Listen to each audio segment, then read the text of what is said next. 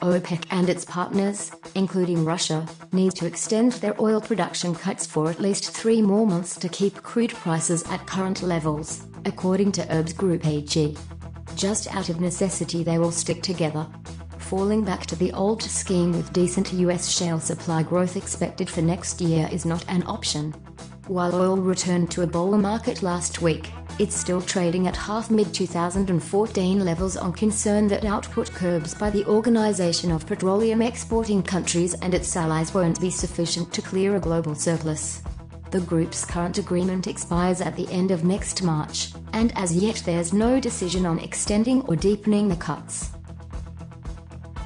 President Vladimir Putin said on Wednesday that Russia is open to extending the deal to the end of 2018, though he'll wait until near the expiry of the existing pact to make a decision.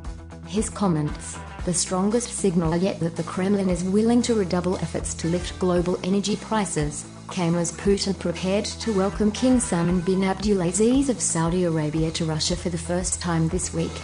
Benchmark Brent crude paired declines to trade at $55.86/barrel at 3:16 p.m. Moscow time. Saudi Arabia wants oil market stability given the planned share sale of its state-owned energy company Saudi Aramco, while Russia will also favor prices over production, according to Schneider. For Russia, price gains are more valuable than volume gains. How much can you really pump more from last year's peak production level? He said. We think they're going to stick to the pact, and over the coming months they are likely to extend it, hopefully for 6 months and not 3 months. Following a meeting in Vienna in September, OPEC and Russia said they were about halfway toward clearing the global glut and urged fellow producers to stay focused and finish the job, while stopping short of announcing additional action. They are meeting again this week in Moscow to discuss the market and the mechanism for monitoring exports, Russian Energy Minister Alexander Novak said Tuesday, adding that no decision on extending the deal will be made. Prices jumped almost 10% in September on forecasts for strong demand, on signs the surplus was finally easing, and on threats from Turkey to potentially block oil exports from Iraqi Kurdistan. Brent may climb as high as $60 this quarter as a result of rising demand and political risks, including tensions in Iraq, US President Donald Trump's dissatisfaction with the Iran nuclear deal, and social upheaval in Venezuela, Schneider said. The problem is next year, when prices may average $55, UBS forecasts show.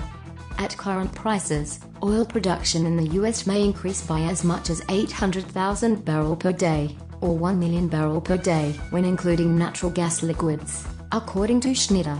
Total non-OPEC growth could reach as much as 1.4 million barrels per day, he said. Where are we left, if OPEC together with Russia is not sticking together? He said. If the agreement falls apart, then prices just sink immediately. Schneider also said, some countries could remain exempt from the output cut agreement, including Libya. Compliance among the main producers is key with oil above $60. There is a reduced need to cheat among producers, but it's lucrative to do it. I think that's probably a stronger argument. Reduction in oil field investments during the last 2 to 3 years could affect supply 5 years down the road. Production could start to dwindle in 2019, providing room for firmer prices. To get faster updates and the latest news from the oil and gas industry, please subscribe to the YouTube new video channel and connect with us on Facebook, Twitter or LinkedIn.